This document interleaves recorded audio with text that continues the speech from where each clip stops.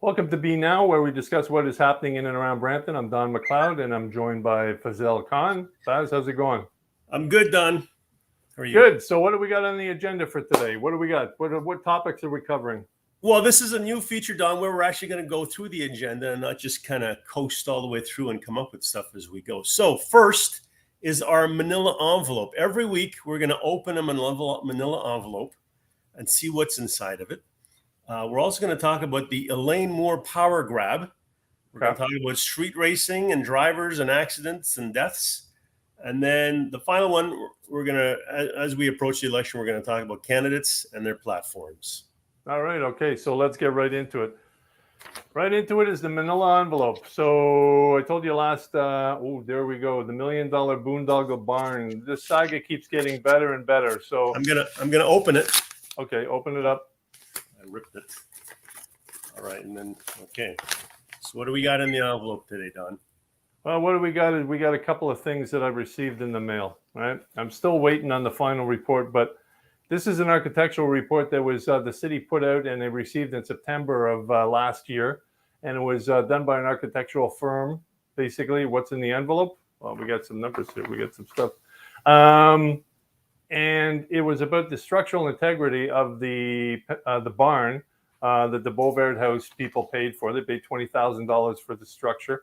It's not a barn. It was a Caledon barn. They paid for it. And then they want the city to do something with it. And Jeff Bowman rushed through this $1 million allocation in the last budget meeting without this report. Now, this report was supposed to be given and presented to council. At the time, it never was, along with another report that basically talks about the Friends of the Beauvert House and a whole bunch of different questions that the council was asked. This was never presented as well. Yes, it's a nice post and beam. There's Pierre Polivier rubbing them. Well, apparently somebody sent me this, and this is interesting because the conclusion of this report that has still got to make its way to council says, what, Faz? Bring that up. Oh, geez, you got to the conclusion pretty fast here. Hang on, let me find it. Okay, here we go. Due to the limited number of timbers that retain some structural strength, a full reconstruction of the Robinson barn is not feasible. Basically, what we have here and what $1 million is allocated is basically a piece of junk. I think 20% maybe of the beams. Yeah, we could send them to Pierre Polivier so he can actually rub his hands lovingly over these timbers. But these timbers are pieces of garbage. Basically, if we could sell them to Pierre Polivier for $1 million, that would be great.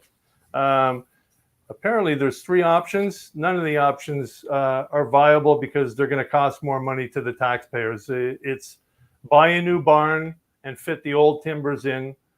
Basically, I think the other option was, just have half a barn sitting there that basically is not going to be doing anything. And I think the third option was listed as, build a barn and use a couple of logs that are left over to show the structural integrity of the building at the time. So basically, what Brampton taxpayers and Jeff Bowman are rushed through the city council is $1 million allocation for a barn that cannot be built. Yes, we could sell it to Pierre Polivier and he can lovingly scrape the shit off by himself and put together into his basement, because that's all this stuff is used for. Now, one of the big things, I did ask Jeff Bowman to come on and talk about this. I haven't heard anything from him, so obviously he declined the invitation to talk about it. We talked about this before. Jeff continually says that basically this is an asset to the city. It's a city asset. It's a city allocation. Yes, that's true. Apparently, in the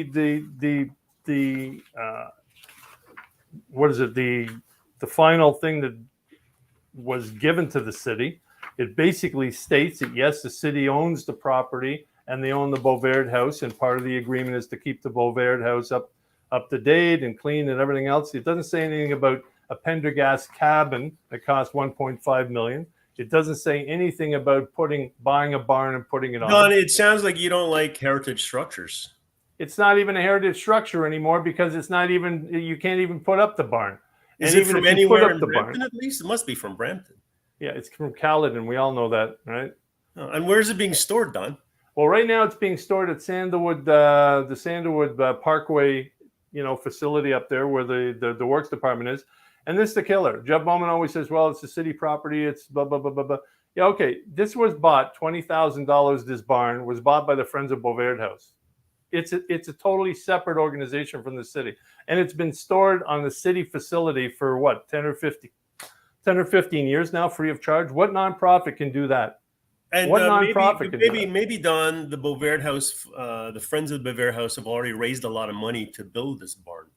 They haven't raised dime one as far as I'm concerned, because it's $1 million of taxpayers' money, and it's going to cost more because they can't even build the barn. The barn is a piece of garbage. It's basically the majority of the timbers there are garbage. So, and this other report that I have that still hasn't been, I asked the CAO, the interim CAO, when are these reports going to be presented to council? I still haven't got an answer.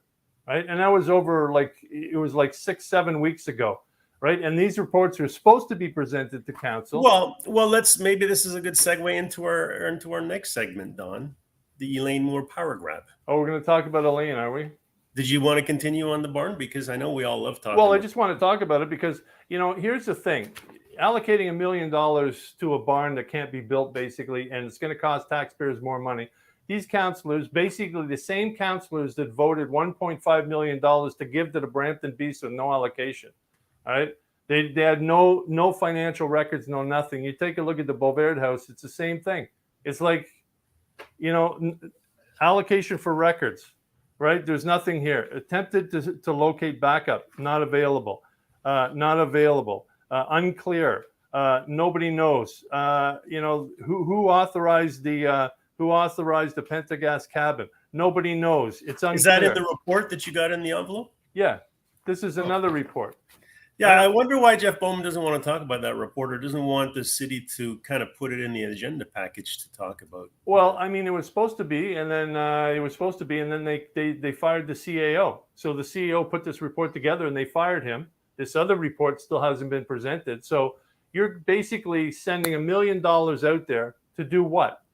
The barn is not, you can't put it together, and it's not city property. It's an actual new build. Here's the thing: when the Pendergast cabin, when they built that thing, it didn't go through new builds. It went through state of good repair. It went through the budget. It bypassed the budget, so anybody could look at it and say, "Whoa, where is this money going, and why is it going through that?" Right? No, and I know. We look through the budget and we see what's going on in the budget. Nothing was in there. They bypassed it. Well, who bypassed it? Well, according to this report, nobody knows, right? No staff member. Nobody knows why it wasn't put in new build, right? And if you're building a new barn, you have to put it in a new build. It goes into capital costs and it has to go in there. The $1 million didn't, right? So for me, it's a cover up, right? And Jeff Bowman sits squarely on the hot seat on this one, 100%. Right? Yeah. Mike Dancy's got some boards. You probably ripped them off of city property, if I know you, Mike, and you try to resell them back to the city. So that would sit squarely on these guys. They're talking about they want to, they're looking out for taxpayers' money. This to me is a massive waste. Like Joe Warmington said when he wrote an article in the Sun about it, he said, if it costs more than $100,000, take this idea behind the barn and shoot it. Right? Hey, Joe Warmington, by the way, actually commented on Pierre's video, this one. Oh, yeah? Yeah. And he said something to the effect, this is the greatest political video ever. I just didn't understand that comment from Joe. So either did I, because that, Pierre Poilievre stroking his wood beams. Yeah, okay, that's, I don't know. That's, those beams, if we can sell them to Pierre, I would suggest right now, somebody from the Friends of Bovaird gets on the phone to Pierre's campaign team and sell them to him for $1 million, right? Give the money back to the taxpayers for this stupid barn dogo. Okay, and that is the end of our Manilla envelope segments for this week. Yes, for this week. Yeah. Now let's blow another $1 million on something stupid in the city of Brampton, right? Meanwhile, how much $1 million can have for housing and this and that and everything else, and a whole bunch of different programs right throughout the city. Maybe a community safety program, Don? Yeah, that would be an actual start of something that could actually be good. Yeah. All right, let's get on to Elaine Moore, because the situation right now is in courts. You wrote an article, or one of our students actually wrote an article. You edited, Faz. Give us a quick Kavita update. Bassi, one of our returning students, who's also at law school at York, at whatever their law school is called. She got transferred there this summer from Windsor. So she went to the court hearing and she wrote the article, and I did some quick edits to make it a little more interesting. And the article is on our BramptonFocus.ca website. So read it to get up to speed. But basically all it says is Councillor Singh filed a I don't even know the legal terms.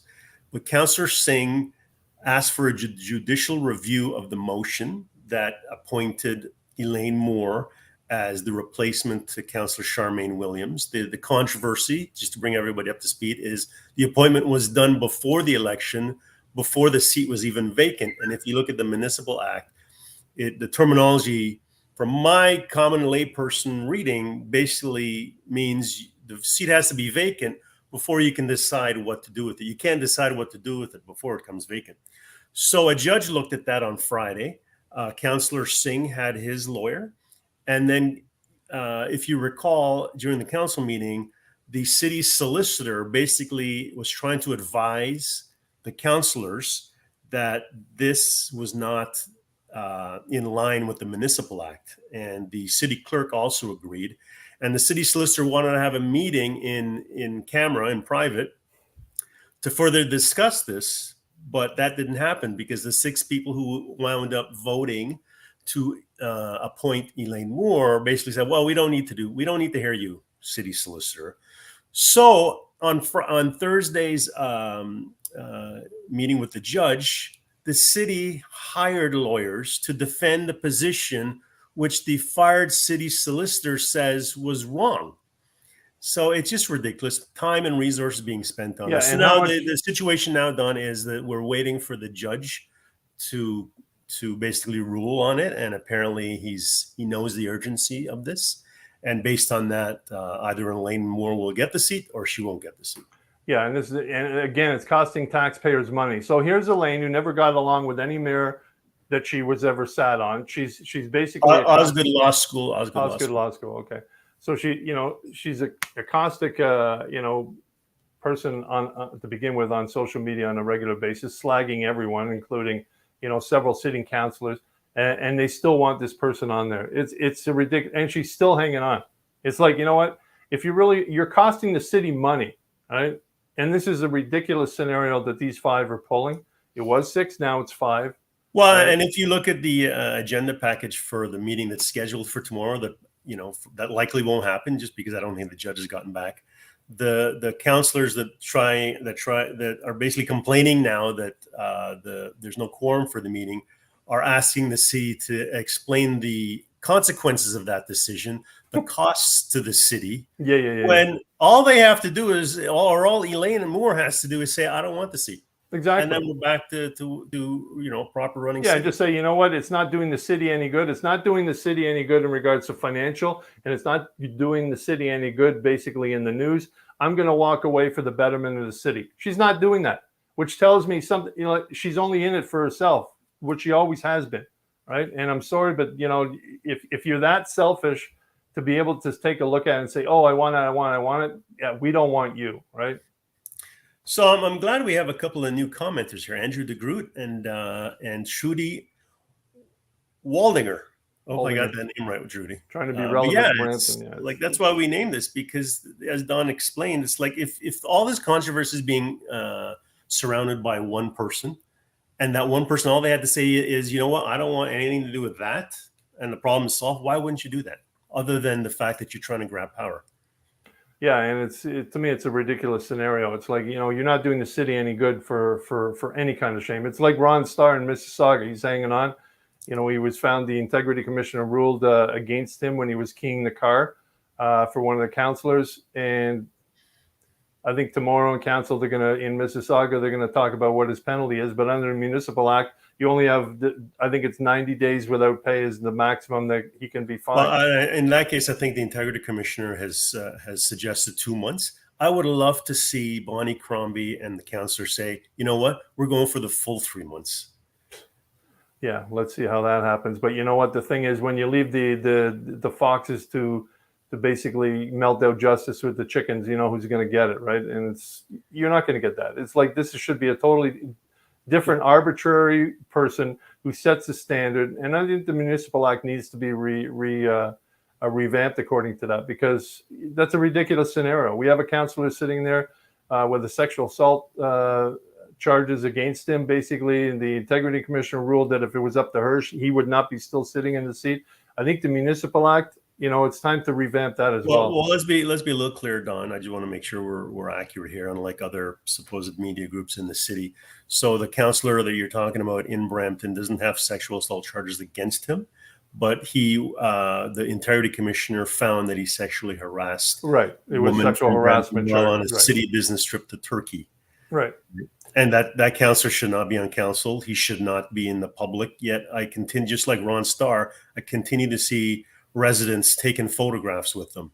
Yeah, I mean, to me, it's a ridiculous scenario. But, you know, it's a situation that's ridiculous. So we all know that. Let's see what happens. Hopefully the judge rules in a sane manner. Unfortunately, you know, we have to leave it up to him. But I don't see where this is relevant. The Municipal Act is very clear. Let's hope it goes. You know, well, and if the judge somehow rules that the Moore appointment is justified, that sets a precedent for every municipal council going forward to get up to that kind of nonsense. Yeah, and it's just the thin edge of the wedge as far as I'm concerned. Because if you're not, you know, it's like I said last week. Why post speeding signs if you say, well, you know what, it's there for only an afterthought. I really don't have to adhere to that at all. You don't have to, but there's consequences anyway. So all right, let's talk about street racing, Don. Yeah. I'm going to start it off by showing everybody let me take the banner off. So this is a video that Councillor Vicente and Councillor Santos did in May about Peel Police's Project Erase a Noisemaker, which was an effort to address speedsters and people who have modified their mufflers to make their cars louder. This video so far has gotten over 200,000 organic views. And now groups in the US have seen it and they're commenting. And surprisingly, Don, they are commenting on the fact that these two councillors don't know what they're talking about because they should have every right to modify their cars. And people from, especially the state of Ohio, a lot of them have already said, I'm going to come and drive down your main street in Brampton and I'll show you. It's kind of funny because, you know what, it's, you know, right now we've discussed this topic, I don't know how many years, every spring in Brampton, it sounds like a race. Like last night, I think around 4:00 in the morning, I heard a car that had to be going all the way across Beauvert at maximum speed with the muffler. You could hear him. It's just like wide open, right? And I know a lot of groups that cross Brampton, they complain about street racing and everything. Every year, it's the same thing. But if you design a city with long, straight thoroughfares for kilometers and kilometers, that's what you're going to get. Yeah, you know, I can't argue with that, right? Long, straight streets are very inviting to younger, and these are mostly younger, I'm not going to say kids because they got driver's license, right? Yeah. Young adults who have nothing else to do. Surprisingly, a lot of the comments basically said it's a mental health thing for them. It's a way to relieve stress and all that, which is great. You know, yeah, okay. Go get another hobby. But the thing is, no, they're also saying, well, there's no tracks and stuff to race at, which is probably okay. So advocate for a track to your city councilors, but at the same time, you're always going to have idiots. I mean, look at the horrific crashes on last weekend, right? How many people were killed? They had to close down Credit View and Wanless for a major car crash that involved, I think it was 2 or 3 cars, killed a couple of people. One young guy from Brampton was implicated, and they were drinking and driving. It's the summertime. They're you know, screaming up and down the road. It happens, and it's just, you know, that's the way, you know, the cities are. In Toronto, you have the same problem, but I think more in the suburbs because it's wide open, right? You have big long highways. And you know what? We can't say this is a policing problem. This is an education problem at a young age. That when kids get their driver's license, especially young males, right? It's mostly young males. You can't hire enough police officers to stop this, right? We could do more. I'm not saying we can't do more, but we have to put the onus, the responsibility on insurance companies, right? Like, how are these cars getting insured, right? Well, the other thing is too, I mean, the implications, and Patrick Brown, I know, was very vocal on this in regards to somebody, drinking and driving and killing people. I mean, the one prime example that you see is Jennifer Neville Lake. I mean, that's just a horror story, and it got worse, as you said a couple of weeks ago, with her husband committing. So, like, it affects everyone down the line, and it's forever, right? You can't get rid of it. Justin King, yeah. You bet. Yes. Yeah. Cycle lanes, again, like on some of these streets, cycle lanes I would not drive. I would not ride my No, bike. I mean, Justin, I know North Park Drive because basically I don't live far from North Park, and I see the bike lanes in there. I bike, I do use the lanes, but to me, a protected bike lane is the only way. If you go over to Europe, there are protected bike lanes all the way through the cities and stuff like that. And even outside the city limits, you still have, in some regards, the bike lanes that are set aside. And it's a driver education thing as well, right? Because drivers, if they see a bike on a road, they're giving a wide berth and they're going around it, right? I sometimes bike in those lanes, and sometimes I don't. I bike on the sidewalk because I see the drivers, and I see a lot of them. I've seen drivers where they're looking at their phone, drifting right into the bike lane. If a bike was there, there's no way they would see them. Right? Yeah. So from a rider's perspective, we have to feel confident that nothing's going to happen. And I just saw a video. I forget where it was, but a Jeep truck basically reversed, did a U-turn, and came and tried to sideswipe a cyclist because they were upset that the cyclist was taken up. It wasn't, I don't know where it was, to be honest, somewhere in the U.S.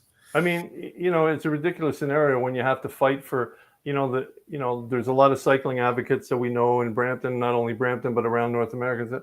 If you, like I said, I keep going back to Europe. You go over to Europe, I mean, it's a fact. I mean, the cities are built around bikes. I mean, there are a lot older North American cities, obviously, but even the new divisions that they've built and the way they've transformed Barcelona, for instance, is a huge difference. So it can be done. It's just a matter of, are you going to have it done, right? So.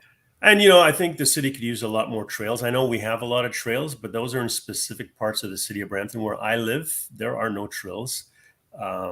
Most of the trail, and when I say trails, to me, it's not a paved sidewalk, a paved driveway parallel to a road, but it's cutting through, parks and, a little more scenic than just breathing in the exhaust fumes. So I know in a couple of weeks, I believe the region is announcing the purchase of the Caledon-Orangeville railway line. Right.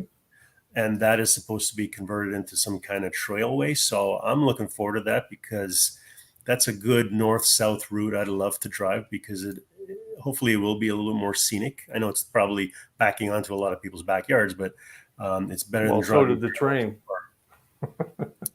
No, I know, but I'm saying that from a scenery perspective, I'm going to see better. Oh, absolutely. I mean, I've ridden that train along the Orangeville line. It's actually great. They used to have sort of actually jazz in the train, and you could take the train and they'd be playing jazz, and you'd have drinks and the whole thing. It was actually great. But that wasn't through Brampton, was it? That was more like Orange. Yeah, it went down, and it does go through. Where did it end up? Because I took that once, and I think it went north. Like around the Calgary area. You start at Orangeville and it goes south all the way down, and it's like it ends up in I can't remember where it ends up, but anyway, it was. Anyways, fun. It's done. It's disappeared. We're not going to be able to do that anymore. All right. So what's next? Okay, we have a couple comments from Azad that are related to this, so I held them off. It's candidates and their platforms. Oh, okay. So let's pull up what Azad said. He was talking to referring to Councillor Dillon, basically saying, you should not be able to run after you go through. After an integrity commission rules the way they did. Basically, if you don't know, for Councillor Dillon with the sexual harassment integrity commissioner complaint, which I don't know why people have forgotten about that, but it seems we've forgotten about it.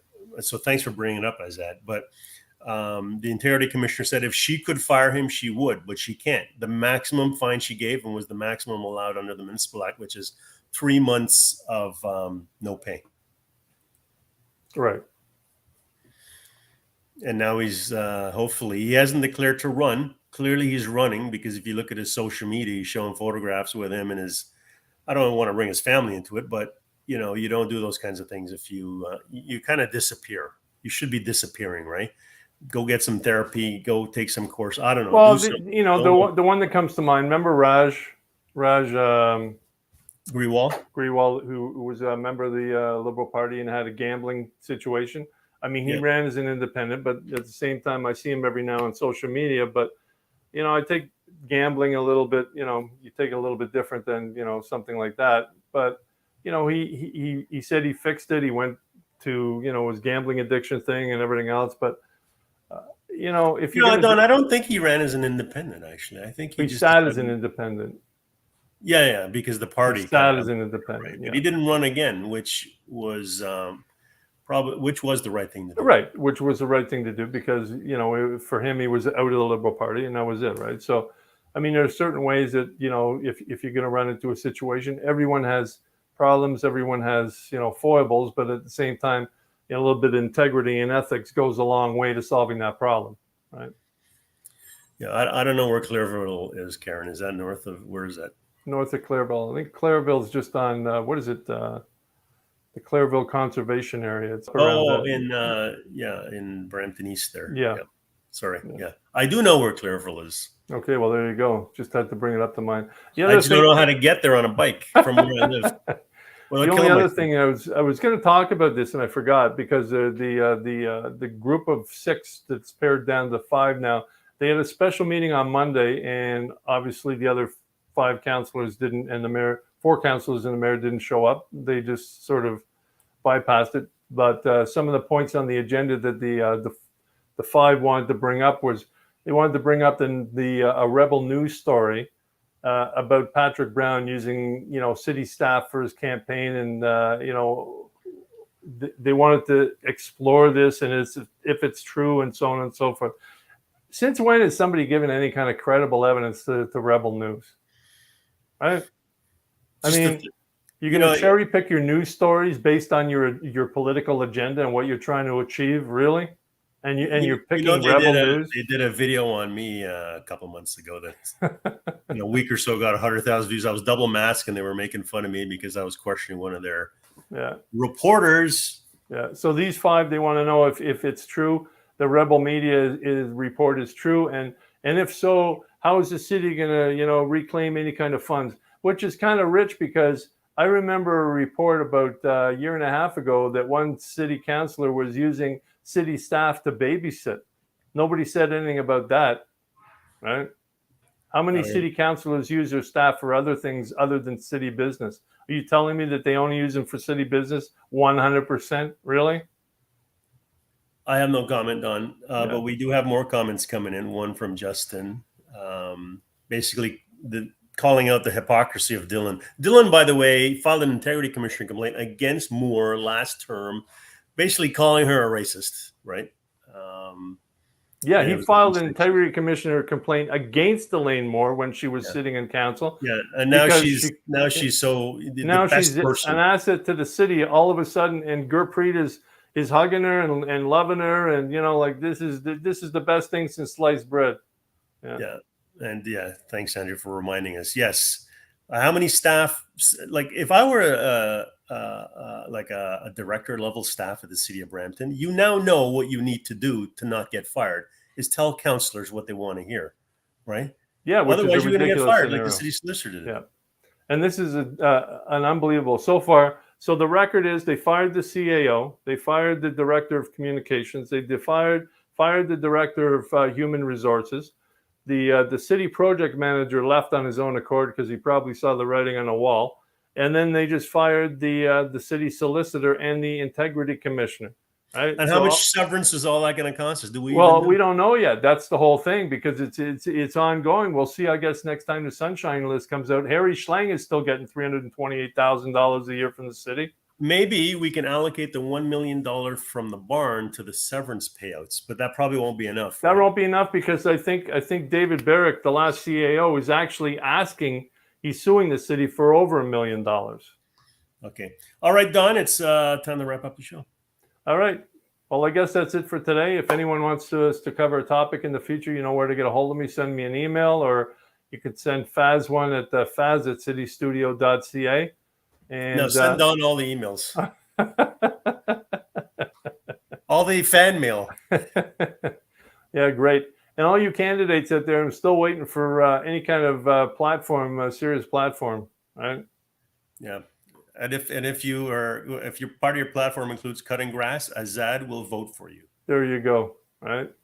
All right. So we'll see you next week. Thanks for joining us, and thanks, Faz. See you next week.